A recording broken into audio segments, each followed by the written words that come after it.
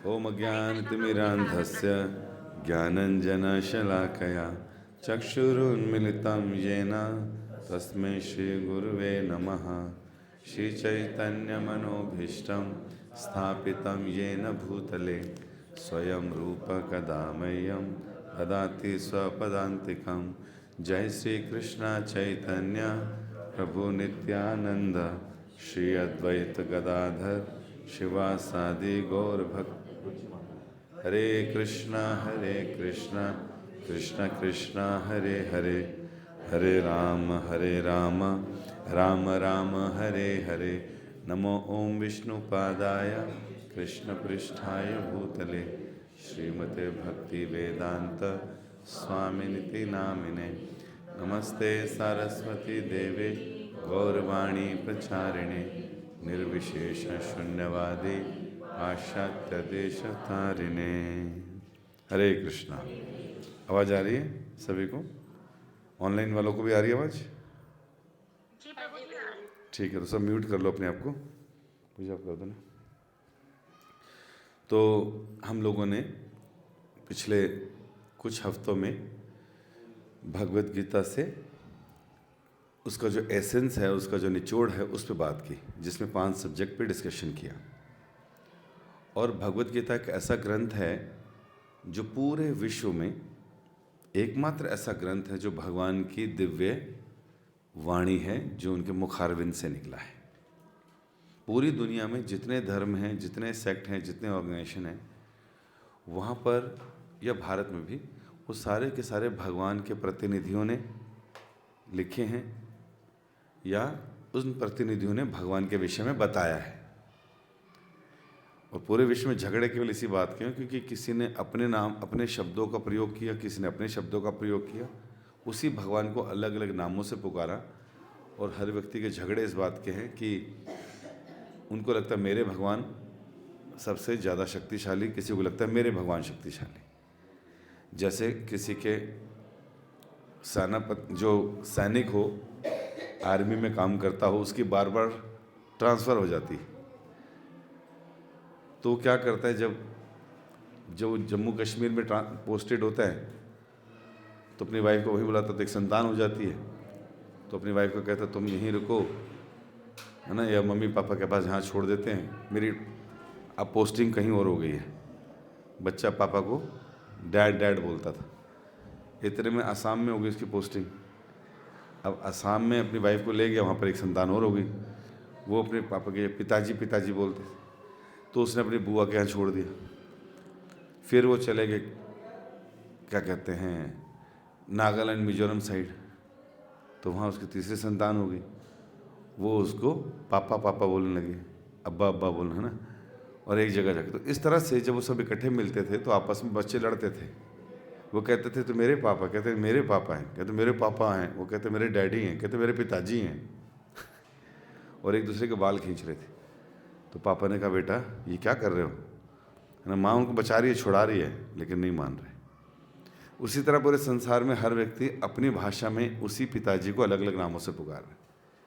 और पिताजी परेशान हो रहे हैं ये सोच के, यार ये निकम्मे, इनको इतना नहीं मालूम, अब्बा पापा डैड पिताजी सब मेरे नाम है। तो भगवत गीता एक ऐसा ग्रंथ है जिसमें स्वयं भगवान अपने विषय में बताते हैं। यहाँ पर तो भगवान अपने विषय में बताते हैं, और भगवान से अच्छा कोई अपने विषय में तो कोई बता ही नहीं सकता। और दूसरे भगवान के भक्त भी भगवान के विषय में बता सकते हैं। तो भगवत गीता भगवान के मुखारविंद से निकली है, और उसमें इन 5 तत्वों को भगवान ने बड़े सुंदर ढंग से क्लियर किया है। और पूरे विश्व में शांति का एकमात्र सूत्र भगवत गीता है।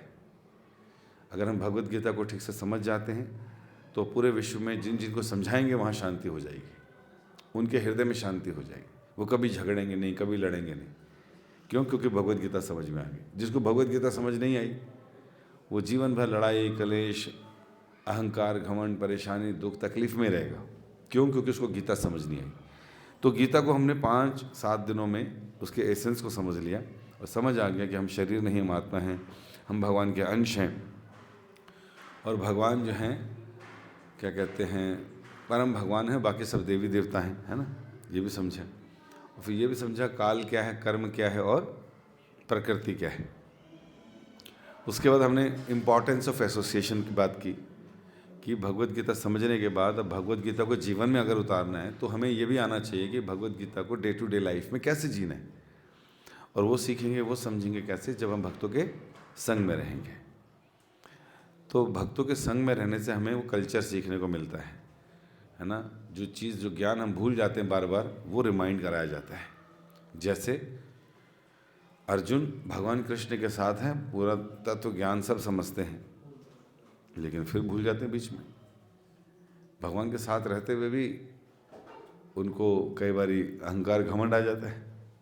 इंद्र कितनी बार भगवान के द्वारा बचाया गया, लेकिन फिर भूल जाता है। हम थोड़ी सी गीता पढ़ते हैं, हम कहते हैं प्रभु जी हमको याद नहीं आती, भूल जाते हैं। तो जो इतने बड़े महान लोगों से चीज़ें भूल जाते हैं, तो हम कौन से खेत की हम भी भूल जाते हैं। लेकिन बार बार सुनने से, बार बार समझने से, तब हम लोगों को परम आनंद और सुख की अनुभूति होती है। ऐसा भगवान कृष्ण कहते हैं, मच्चिदा मदगद प्राणा बोधयंता परस्परम कथयन क्षमाम नित्यम तुष्यंति च रमन्ति च, कि मेरे भक्त मेरे बारे में चर्चा करते हुए परम सुख और परम आनंद और परम संतोष महसूस करते हैं। अब जिसने ये संसार बनाया, जिसने आपको बनाया, हमें बनाया, सारा संसार बनाया, वो बता रहे हैं कि सुखी कैसे रहना, संतोष में कैसे रहना है।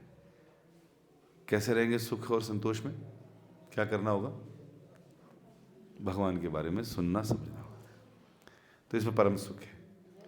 हमें क्यों नहीं समझ जाता अभी, क्यों नहीं इतना सुख और आनंद महसूस होता? क्योंकि जिस तरह से पीलिया के मरीज की जीवा पर छाले पड़ जाते हैं, लेकिन गन्ने का जूस पी पी कर उसको कड़वा लगता है।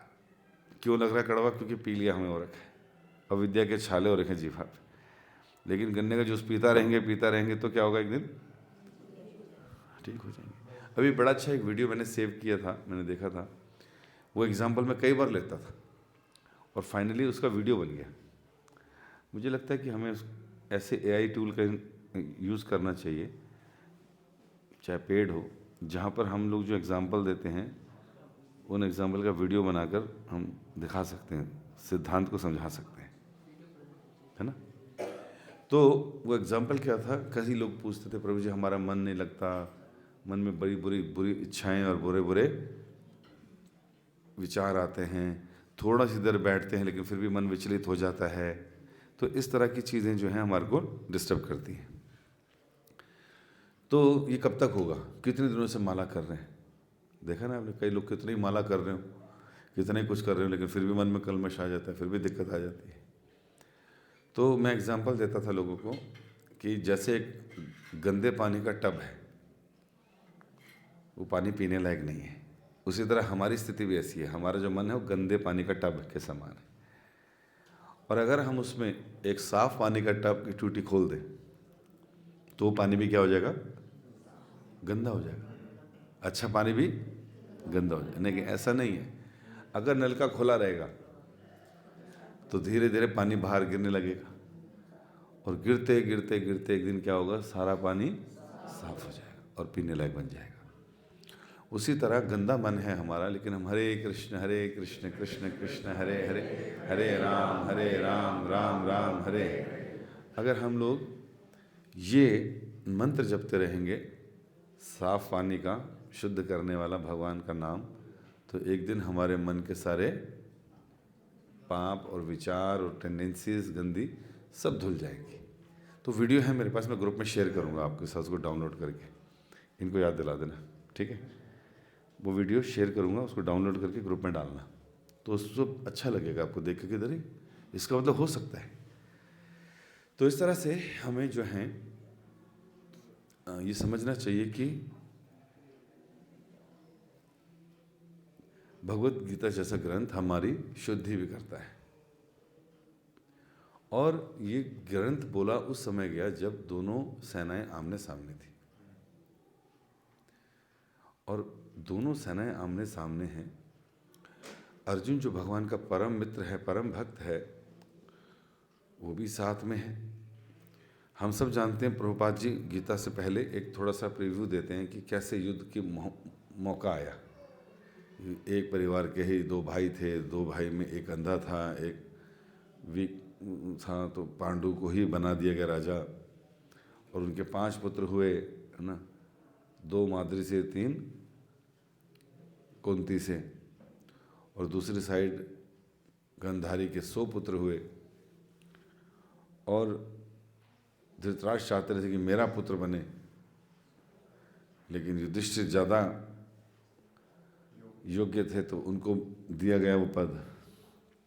पूरा जीवन ये पद कैसे मिले, बाप बेटा इसी में लगे रहते थे। लेकिन फाइनली उनको लगा कैसे करें, तो जुआ खेल लेते, है ना। तो फिर वो जुआ खेला गया, उसमें शकुनी मामा आए बीच में। खैर ये सारी चीज़ें क्यों थी, क्योंकि जो पृथ्वी माँ हैं ये भगवान के पास गाय के रूप में गई थी। भागवत की कहानी यहीं से शुरू होती है, 10वें स्कंद की। आंखों में आंसू लेकर गई थी और भगवान से प्रार्थना की, ब्रह्मा जी से, कि मेरे ऊपर बहुत पापों का भार बढ़ गया है। इस समय ऐसे राजा हैं इस पृथ्वी पर जो पापी हैं, दुराचारी हैं और आसुरी प्रवृत्ति के हैं। तो उस वजह से मेरे ऊपर भार बढ़ रहा है और मैं उनका भार सहन नहीं कर पा रही हूँ। तो गाय का रूप बना कर गई थी। तो ब्रह्मा जी ने कहा चलो हम एक काम करते हैं, परमपिता परमेश्वर के पास चलते हैं, वही कुछ करेंगे। तो ब्रह्मा जी गाय को लेकर गए भगवान के पास। तो भगवान ने जब देखा कि ब्रह्मा जी आए ध्यान कर रहे हैं, तो उनको हृदय में पुकार के कहा कि ठीक है ब्रह्मा जी, मैं समझ गया, आप जाओ सभी देवताओं को बोल दो कि वो अपने अंश के रूप में धरती पे वृंदावन में अवतार ले लें, मैं शीघ्र ही पृथ्वी का भार कम करने के लिए आ रहा हूँ। और फिर भगवान का प्राकट्यकरण होता है जन्माष्टमी के दिन। और कंस जैसे मामा, जिन्होंने पहले सारे असुरों को हरा कर, है ना, कितने कितने असुर थे, कौन कौन से, बकासुर थे, है ना, और उनकी बहन कौन थी बकासुर की, बकीयम, पूतना, और अरिष्टासुर, व्योमासुर। तो इस तरह के सारे असुर वहाँ थे, उन सबको जीत लिया था कंस ने। और अब वो कृष्ण, अब कंस के लिए ही जान देने के लिए तैयार थे। क्योंकि पहले क्या होता था, अगर आपने किसी को हरा दिया तो वो आपका दास हो जाएगा। अब आपने उसको जीवन दिया तो वो जीवन अब आपके लिए, मतलब इतना, चाहे वो असुर हो चाहे कोई हो, वो इस तरह से सरेंडर हो जाता था। और इस तरह से भगवान कृष्ण ने सारे असुरों को मारा, कंस को भी मारा। फिर देखा पूरे विश्व में बहुत तरह का फैले में लोग, तो ऐसी रचना रची कि जहाँ पर सारा का सारा पांडवों का राज्य एक परिवार के द्वारा छीन लिया गया, द्रौपदी का अपमान करवा दिया गया और 2 फाड़ करवा दिए गए, 13 साल का उनको वनवास करवा दिया गया। और उनके अंदर 13 साल तक भड़क रही थी आग कि हम कब बदला लेंगे, है ना, धर्म की लड़ाई करेंगे। और जैसे ही आमने सामने और युद्ध शुरू ही होने वाला था, अर्जुन ने कहा मेरा रथ दोनों सेनाओं के बीच में लेके चलो, और मैं देखना चाहता हूँ कि युद्ध की इच्छा से आए हुए कितने लोग हैं जो मरना चाहते हैं। जैसे ही सेना के बीच में लेकर जाते हैं तो इधर तुरंत प्रश्न उठता है। संजय को दिव्य दृष्टि प्राप्त थी, तो धृतराष्ट्र बैठे हुए कहते थे मुझे जो है मैच का लाइव टेलीकास्ट करो, तुम्हारे पास तो ऐसी शक्ति है। और धृतराष्ट्र को संजय ने बताना शुरू करा। और धृतराष्ट्र का प्रश्न क्या था, धर्म क्षेत्रे कुरुक्षेत्रे समवेतायुत्सवः पांडवका महाशैव किम कुर्वत संजय। हे संजय, पांडु के पुत्र और मेरे पुत्र उस जगह पर एकत्रित हुए जिसको क्या बोलते हैं, कुरुक्षेत्र, लेकिन वो धर्म का क्षेत्र है। तो युधिष्ठिर वो धृतराष्ट्र जानते थे कि धर्म के क्षेत्र में गए और मेरे सारे अधर्मी पुत्र भी वहीं। तो उन दोनों सेनाओं में, उन दोनों भाइयों में क्या बात हो रही है, क्या हुआ, मुझे कुछ बताओ। क्योंकि जो कुरुक्षेत्र जगह है वो सदियों से ही धाम है, पिलग्रिमेज है, जहाँ पर पिंडदान के लिए या ऋषि मुनिगण ब्रह्म सरोवर के नज़दीक रहकर स्नान करना, भजन करना, बड़े बड़े यज्ञ करना, विष्णु स्वयं वहाँ अवतार लेते थे, मतलब सब कुछ किया जाता था। तो कहा कि मेरे और पुत्रों ने जो है वो वहाँ इकट्ठे हुए, उन्होंने क्या किया। तो इस जिज्ञासा के साथ भगवत गीता शुरू होती है, जो कि महाभारत का एक अंश है। और उसमें ये 700 श्लोक अलग से निकाले गए कि भैया ये भगवद गीता है। तो वास्तव में भगवान ने जो ये कथा चल रही है महाभारत की, उसमें ये सीन आता है कि भगवान ने अपने विषय में बताया, एक ऐसा गाना गाकर सुनाया, क्योंकि गीत है ये कृष्ण का, द सॉन्ग ऑफ गॉड, भगवान का गीत है, जो कि अर्जुन की जिज्ञासाओं से शुरू हुआ, या अर्जुन की अपने कर्तव्य पालन में जो दिक्कत आ रही थी वहाँ से शुरू हुआ। अर्जुन जैसा व्यक्ति जिसके पास बाहुबल भी था, जिसके पास आध्यात्मिक ज्ञान भी था, जो भगवान श्री कृष्ण का सबसे क्लोज मित्र था, शाश्वत मित्र है, था, है और रहेगा, नर नारायण, अर्थात अर्जुन भगवान का ही अंश है, भगवान ही है, लेकिन एक दास के रूप में निकले हैं भगवान से। तो नर नारायण जब कहते हैं तो नर है अर्जुन, नारायण है भगवान।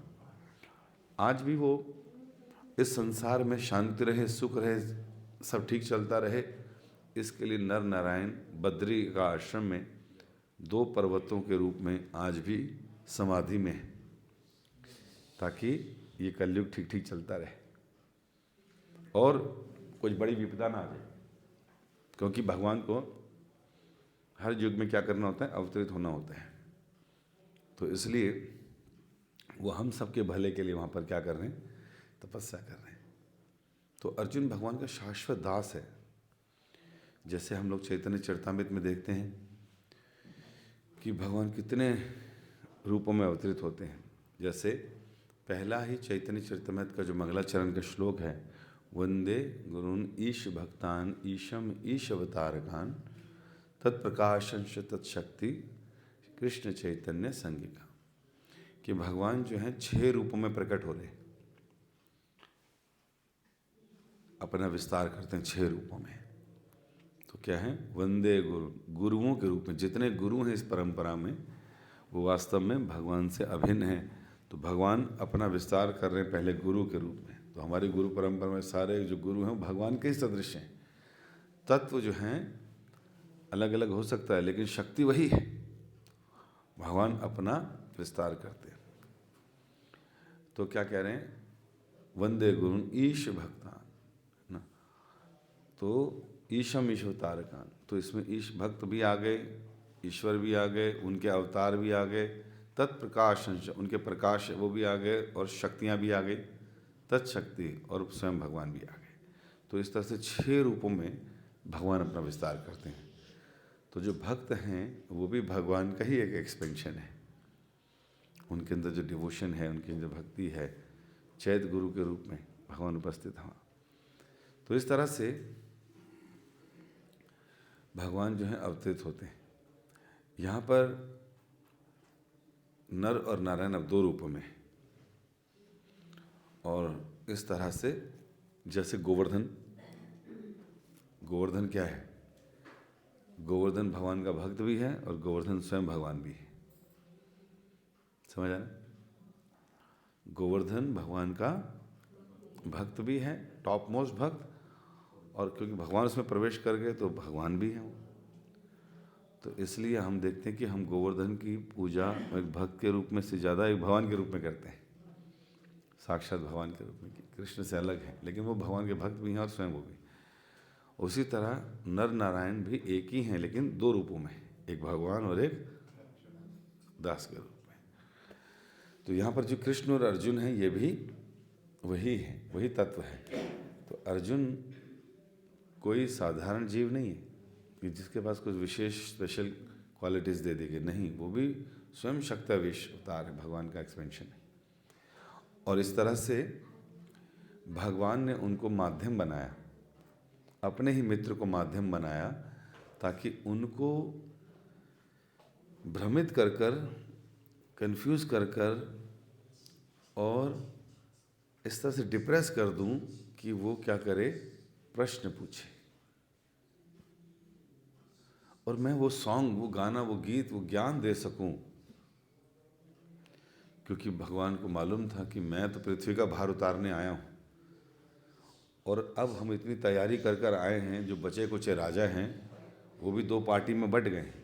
एक धर्म की तरफ और एक अधर्म की तरफ। और मैंने पृथ्वी को क्या बोला था कि तुम्हारा भार उतारने आ रहा हूँ। अभी भार उतारने का समय आया तो जैसे ही अर्जुन दोनों सेनाओं के बीच में आते हैं तो आइए भगवद गीता में देखिए क्या कहते हैं वो, कि मेरा मुख सूख रहा है, मेरा सर चकरा रहा है और शरीर कांप रहा है, मैं भूल गया हूं मेरा कर्तव्य क्या है, और साथ ही साथ मेरा कोई गांडीव जो है, जो जिससे मैंने इतना कुछ जीता, वो हाथ से छूट रहा है, हाथ से फिसल रहा है। ऐसा कैसे हो सकता है? फाइनल मैच हो और कोहली बोले मेरा सर चकरा रहा है, बैट हाथ से छूट रहा है कि नहीं? मुंह सूखा जा रहा है, कहते पानी ले, कहते नहीं फिर भी सूख रहा है, सर चकरा रहा है, दिन का टाइम है, तारे दिख रहे हैं, मेरे को लगता है मुझे खेलना नहीं चाहिए। कहते क्या बात कर रहे हो भैया, 9 आउट हो चुके हैं, तुम 99 पर हो, जीतने के लिए 1 रन चाहिए, 6 बॉलें हैं, उधर खड़ा 10वां व्यक्ति, इधर सामने स्पिनर लगा हुआ है, मारो छक्का और मैच आपका।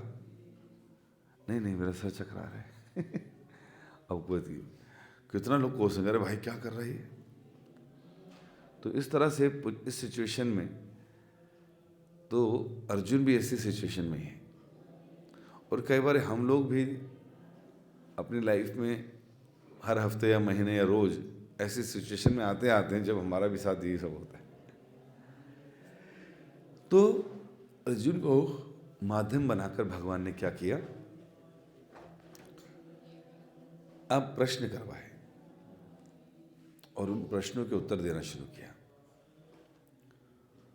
और इस अवस्था में उनका धर्म क्या है, एक क्षत्रिय का धर्म क्या है, एक ब्राह्मण का धर्म क्या है, ये सारे धर्म की शिक्षा दी भगवान ने। और अर्जुन के द्वारा पूछे गए प्रश्न, उसकी कंफ्यूजन, उसका ये डिलेमा जो था, भगवान के एक तीर से कई शिकार करने थे।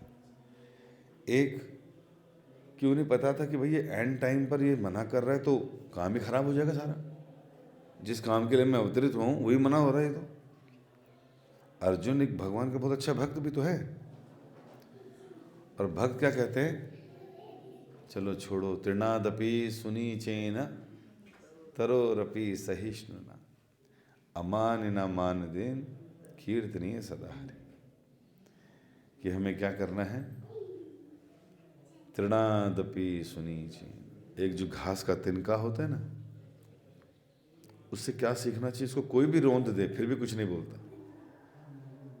प्रभु जी उसमें जान नहीं है, नहीं तो बोल देता। अरे भाई एग्जाम्पल इसलिए दिया जा रहा है ताकि आप उस तृण से सीख सको कि किसी को कोई कितना भी रौंदे, अवस्था ऐसी होनी चाहिए कि प्रतिकार ना करे। भागवत के पहले स्कंद में एक श्लोक आता है, कहते हैं उसमें क्षिप्ता क्षिप्ता हता अपि, है ना, ना प्रवृत्ति कुर्वन्ति, है ना, प्रभु ही सहा। मतलब एक भक्त तो इतना विनम्र होता है कि उसको कोई व्यक्ति गाली गलौज कर दे, शाप दे दे, उसको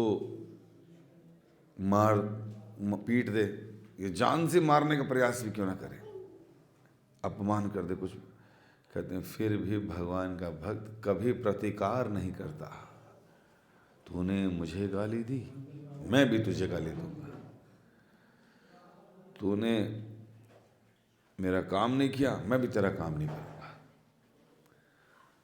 तूने मुझे 1 थप्पड़ मारा, मैं तुझे 2 थप्पड़ मारूंगा। ईंट का जवाब पत्थर से दूंगा। और कोई मारने आ रहा है अगर, तो कहता ठीक है मार लो। भगवान का भक्त प्रतिकार ही नहीं करता, बदला ही नहीं लेता। ऐसा कौन सा भक्त है जिसने ये सारी चीजें सही हो?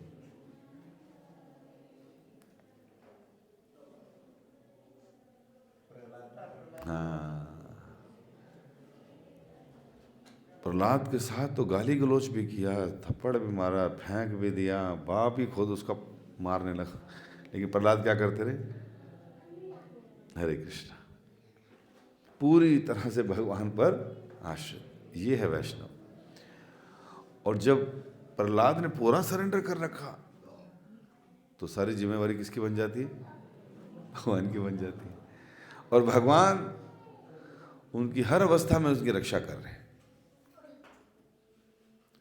ऐसे ही द्रौपदी, भरी सभा में उसको नग्न करने का प्रयास किया गया।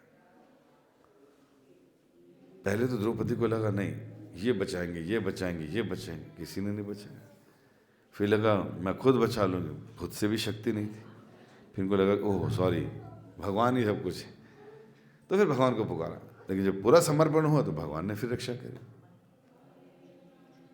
है कि नहीं? तो जब भगवान पर व्यक्ति पूर्ण समर्पित होता है, कोई माई का लाल ऐसा नहीं है संसार में जो भगवान को समर्पित हो और भगवान के द्वारा उसकी रक्षा न हुई हो। नहीं तो सारी किताबें बेकार हैं, जला दो इनको, कोई जरूरत नहीं इनकी।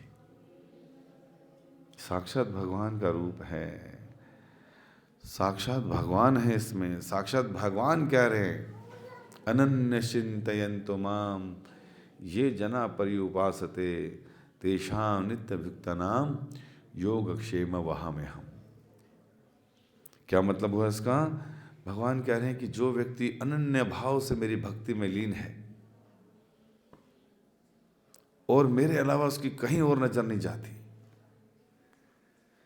तो उसके पास जो कुछ है उसकी मैं रक्षा करता हूं, और जो उसकी आवश्यकताएं हैं उसे मैं पूरा करता हूं।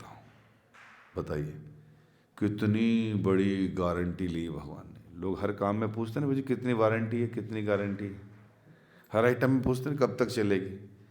भगवान की यह गारंटी शाश्वत गारंटी है, मनुष्यों के लिए, हर धर्म के लोगों के लिए, हर पशु पक्षी के लिए। आपको बस क्या होना है? समर्पित। किस तरह से समर्पित? भागवत में एक से एक समर्पित लोग हैं और भगवान ने हमेशा उनकी रक्षा की। 5 साल की आयु में ध्रुव महाराज घर से बाहर निकल गए, जंगलों में भगवान ने उनकी रक्षा की। ध्यान तपस्या में भगवान और कठोर तपस्या शुरू कर दी तो भगवान खड़े हो गए, अरे बाप रे बाप कैसा बच्चा है भाई, तो भगवान आ गए। पूरा भागवतम केवल भगवान की कृपा से तो भरा हुआ है। पूरी भगवत गीता में भगवान यही तो कह रहे हैं, भाई आओ अहम त्वाम सर्व पापे भयो मोक्षयिष्यामि मा शुचा। डरो मत। हम लोग क्या करते हैं? हम लोग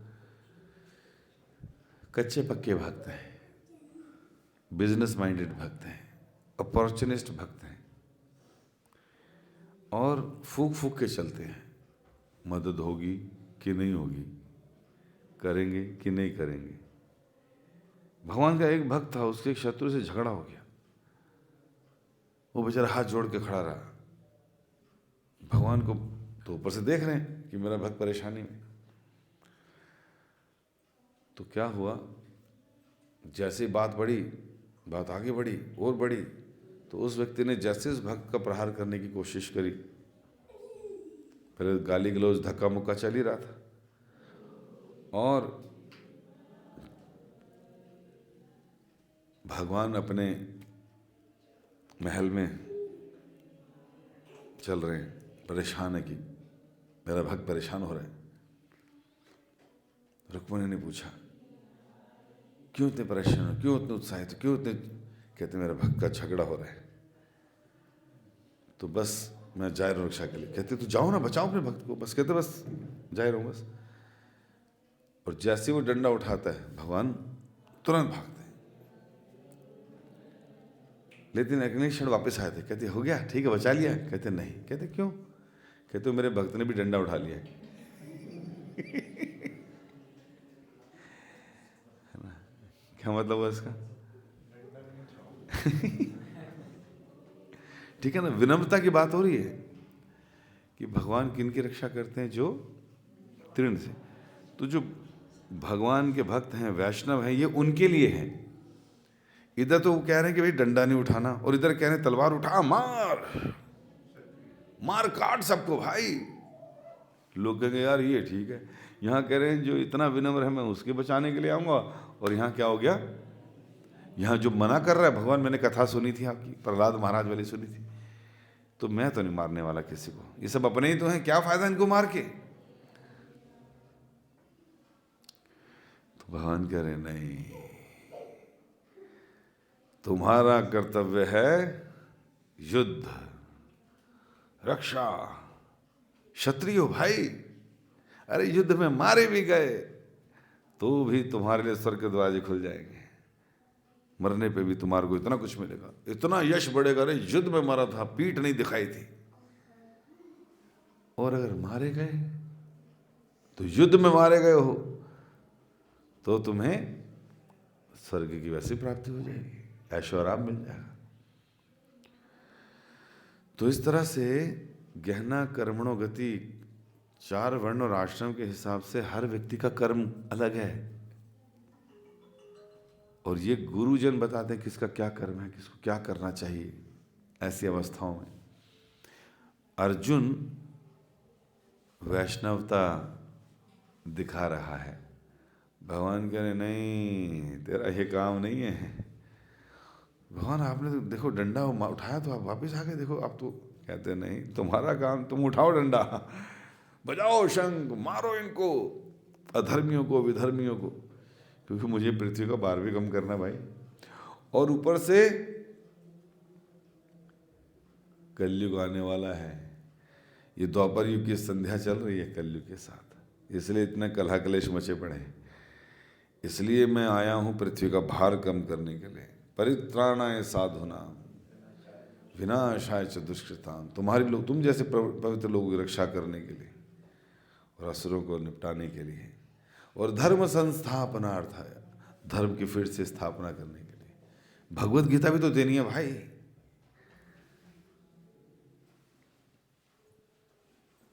तो इसलिए जब मैं ज्ञान नहीं दूंगा और कलयुग के लोग आ गए और इन्हें पता ही नहीं चलेगा करना क्या है, तो इसलिए गीता का ज्ञान होना जरूरी है। तो फिर अर्जुन कंफ्यूज, भगवान ने उसको प्रश्न पूछवाए, जो कि भगवान का शाश्वत परिकर है, वो सब कुछ पता है, लेकिन अब वो एक अबोध बालक की तरह प्रश्न पूछ रहे हैं। और फिर भगवत गीता में भगवान कृष्ण उनके सभी जिज्ञासाओं का समाधान करते हैं। वो ऐसे ऐसे प्रश्न पूछ रहे हैं, भगवान हर तरह के जवाब दे रहे हैं, क्योंकि उन्हें पता है ये इसके प्रश्न नहीं है, तो कलयुग के लोगों के लिए प्रश्न है ना। जैसे सास अगर बहू को कुछ समझाना हो तो अपनी बेटी को सुनाती है ना।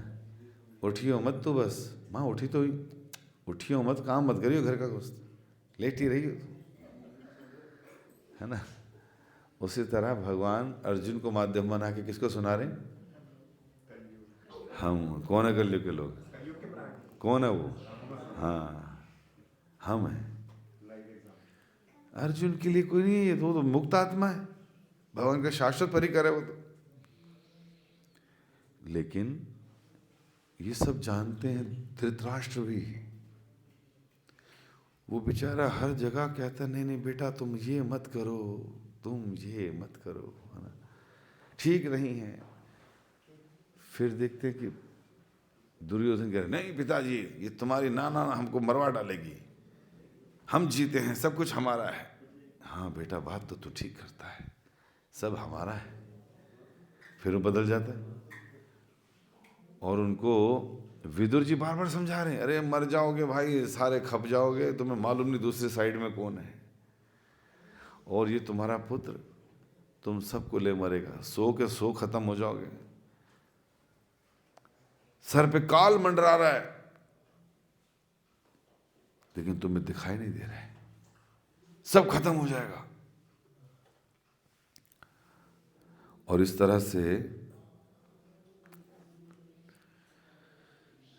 दुर्योधन ने नहीं सुनी, उन्हें बाप की नहीं सुनी और अपने चाचा की भी नहीं सुनी, और चाचा को उल्टा सुना दी, उल्टे शब्द शब्द बोले, अब्यूसिव लैंग्वेज यूज करी, तुम ये हो, तुम वो हो। चाचा लड़ सकते थे, कोर्ट में केस डाल सकते थे, प्रॉपर्टी मांग सकते थे, डिवाइड करो, मैं ये वो कुछ भी नहीं बोला। कहते हैं ये मेरे आगे इतना बोल रहा है, इसका मतलब इसमें भगवान की कोई योजना है, बेटर है निकल जाओ यहीं से।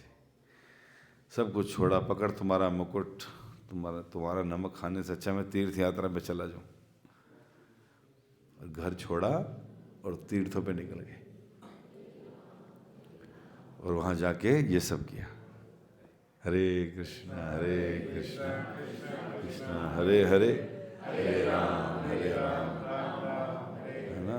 और इस तरह से अब दुर्योधन को हर बात पे, हर घमंडी व्यक्ति को, हर अहंकारी व्यक्ति को बस यही दिखता है, मैं सही हूँ, मेरा विचार बिल्कुल सही है, मेरी योजनाएं बिल्कुल ठीक हैं, मुझे किसी की आवश्यकता नहीं गाइडेंस की, मैं खुद कर लूँगा, मैं सब जानता हूँ, मैंने सब पढ़ा है, हमें इतनी ज़रूरत नहीं है, हम कर लेंगे अपने आप, है ना।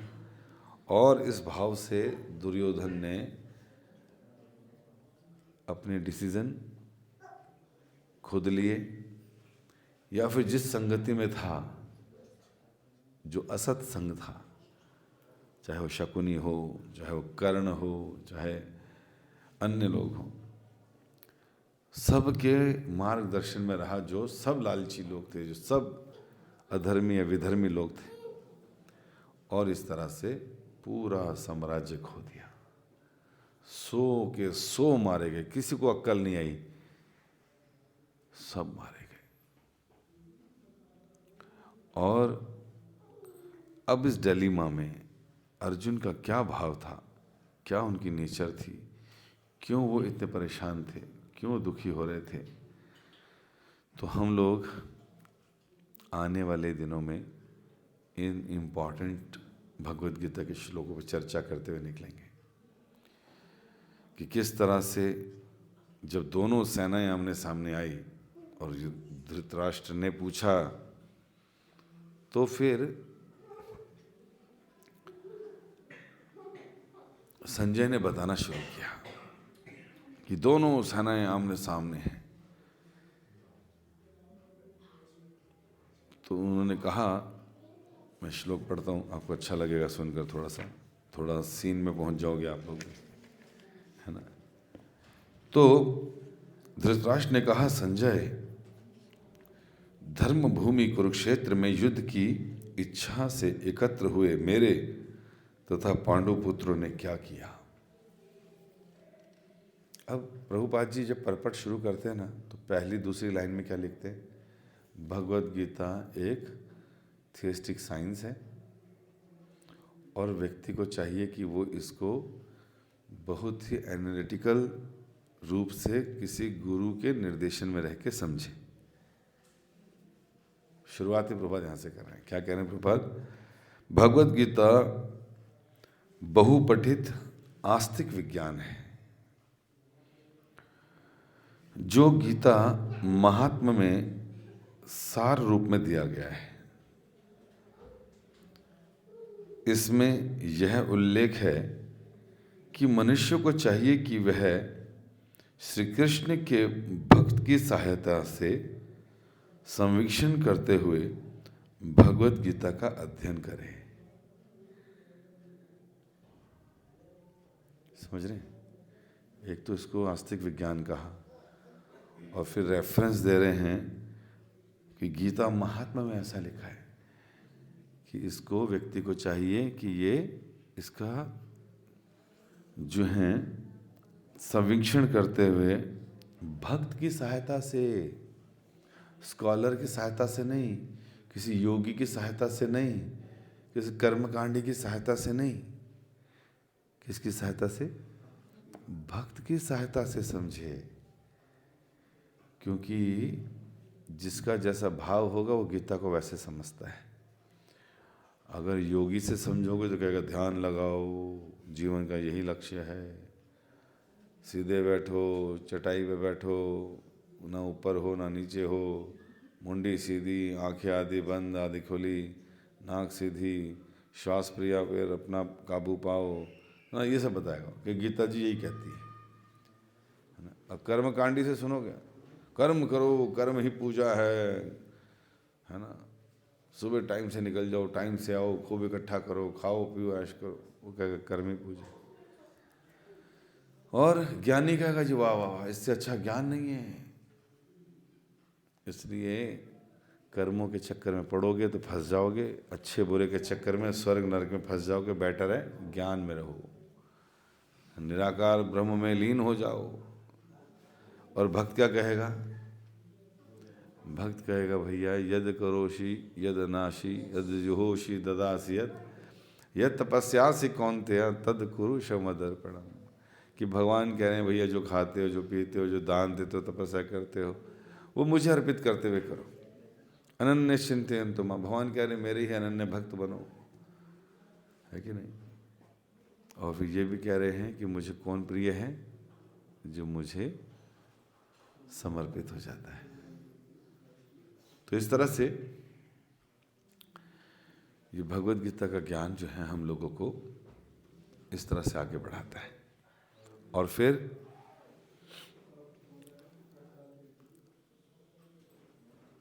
इन सब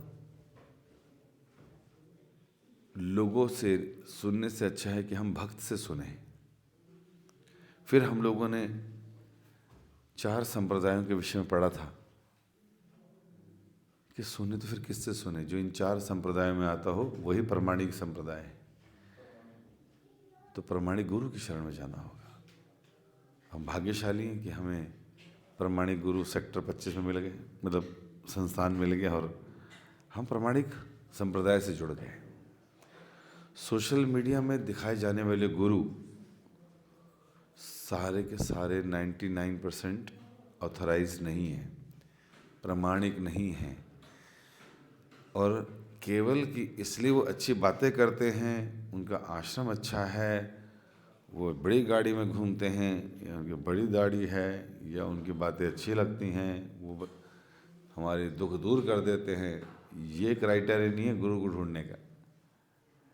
गुरु को ढूंढने का मतलब है जो हमें ज्ञान देकर, व्यवहारिक ज्ञान को सिखाकर जन्म मृत्यु से हमें बाहर निकाले, कृष्ण की सेवा में लगाए। खुद भी प्रमाणिक गुरु इसको अप्लाई करता हूँ अपने जीवन में। सोशल मीडिया में बहुत से गुरुजन नजर आते हैं, लेकिन जो प्रमाणिक है हमें उसे ही सुनना चाहिए, नहीं तो ज़्यादा सोशल मीडिया पर रहने नहीं चाहिए। क्योंकि पता नहीं किसकी कौन सी बात हम लोगों को सीधा चलते हुए उतार दे मेन ट्रैक से।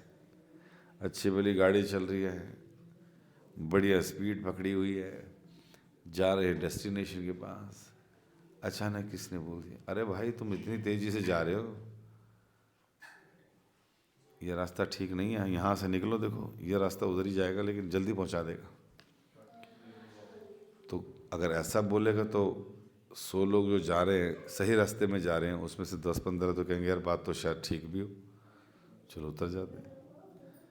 फिर वहाँ से वो रास्ता दिखेगा, देखो जी आप यहाँ से नहीं यहाँ से जाओ, सड़क खराब मिलेगी लेकिन जल्दी छोटा रास्ता है, और 10 किलोमीटर छोटा, और कई व्यक्ति नीचे उतर जाएगा। फिर पता चला दलदल थी, चोर थे, लूट लिया उसको, वहीं ख़त्म जर्नी। तो सीधे अच्छे पाथ में जब जाते हैं, प्रमाणिक हो, तो उसमें फिर आंखें बंद करके दौड़ना चाहिए। अगर जुड़ गए तो, अगर कन्फ्यूजन है तो पूछिए, नहीं समझ आता तो फिर पूछिए। लेकिन जब तक प्रमाणिक गुरु का मतलब नहीं समझेंगे, गुरु परंपरा से नहीं जुड़ेंगे, तो मुश्किल है। अगर कोई नहीं जुड़ा तो हरि नाम लेता रहे, जो सिखाया गुरु जी ने, जो आदेश दिया है। बिना दीक्षा के भी नाम ले सकते हो। अरे हृदय से शिक्षा ले लो ना, गुरु मान लो, उनसे शिक्षा लेते रहो, तो भी आगे बढ़ जाएंगे। तो इस तरह से भगवत गीता को अलग अलग लोग अलग अलग तरह से समझते हैं, लेकिन हमें भक्त की सहायता से समझना है। भक्त बताएंगे, क्योंकि भगवान कृष्ण ने अपने प्रिय मित्र और अपने प्रिय भक्त को ही ये गीता समझाई। तो अगर हम अर्जुन की तरह भगवान को समर्पित होंगे तो हमें भी जिस तरह से अर्जुन को गीता समझ आई उसी तरह हमें भी समझ आएगी। और गीता समझने का मतलब है to go more closer to Krishna, कि भगवान के और नज़दीक हो जाना, भगवान के गुणों को समझकर, उनके रूप को समझकर, उनकी लीलाओं को समझकर और उनका नाम लेते रहते तो हम और भगवान के नज़दीक हो जाए। तो इस तरह से हमें भगवद गीता को समझना चाहिए और इस थिस्टिक साइंस को अपने जीवन में उतारना चाहिए। और ये तभी पूरा हो पाएगा जब हम लोग निरंतर कक्षाओं में आएंगे। दुनिया भर के बहुत काम होते हैं हर एक को, लेकिन श्रवण कीर्तन से ऊंचा काम कोई नहीं है। और अगर उसको छोड़ दिया, उसको छोड़ के दूसरा कोई और काम कर रहे हैं तो बहुत हानि है। इसलिए भक्त को चाहिए कि वो कक्षाओं में निरंतर आए, कल्चर को पूरा सीखे, क्योंकि हमारी ट्रेनिंग हो रही है उस आध्यात्मिक जगत में जाने की, तो ट्रेनिंग तो यहीं पर होगी। गुरुजन स्टैंप लगाएंगे, ओके टेस्टेड चेक्ड, और भेज देंगे। ठीक है कि नहीं? बोले हरे कृष्ण। तो कोई प्रश्न या जिज्ञासा है? जी बताएं। तो हम भगवद गीता को इम्पॉर्टेंट श्लोकों के द्वारा जो थीम बनी है आगे धीरे धीरे उस तरह से लेंगे। तो सब लोग अपनी भगवद गीता लेकर आएंगे। लायो? कितने लोग लाए? हाँ, तो एक बैग टांग लो, उसमें भगवद गीता होनी चाहिए, एक साथ में कॉपी रख लो। तो जो से श्लोक समझाते रहेंगे, बताते रहेंगे, कॉपी में लिखते रहो। किस चीज़ को क्या एग्जाम्पल दिया, क्या एनालॉजी दी, क्या उसके अंदर रेफरेंस दिया, कहाँ से दिया, सब नोट करो और धीरे धीरे आगे बढ़ो। उससे क्या होगा, नोट्स बन जाएंगे तो हमारी धरोहर है। और जो आज हम सीख रहे हैं, पढ़ रहे हैं, कल को हमें भी दूसरों को पढ़ाने का मौका मिलेगा। ठीक है? तो जो लोग सिद्धांत 7 दिनों वाला कर चुके हैं और इन कक्षाओं में रेगुलर हैं और जैसे जैसे चीज़ें बताई जा रही हैं कर रहे हैं, तो फिर धीरे धीरे हम लोगों को मौका मिलेगा और हायर क्लासेस अटेंड करने का, प्रॉपर ट्रेनिंग एजुकेशन लेने का, लेक्चर कैसे कंडक्ट करते हैं, सेमिनार कैसे देते हैं, गीता की क्लासेस कैसे शुरू करते हैं, ये सब सिखाया जाएगा। क्योंकि हर कोई प्रचारक बन सकता है, उसको बस क्या करना है, श्रवणम कीर्तन। अनपढ़ भी बन सकता है प्रचारक। आजकल तो खैर अनपढ़ होता नहीं है, बट कम पढ़ा लिखा भी है तो भी व्यक्ति आराम से, क्योंकि उसने सिद्धांत सीखा है और उसका भूरा भगवान पे विश्वास है, तो वो भी प्रचार कर सकता है। तो आने वाले दिनों में आप सबको प्रचारक बनना है, गृहस्थ प्रचारक। गृहस्थी भी चलाओ, प्रचार भी करो।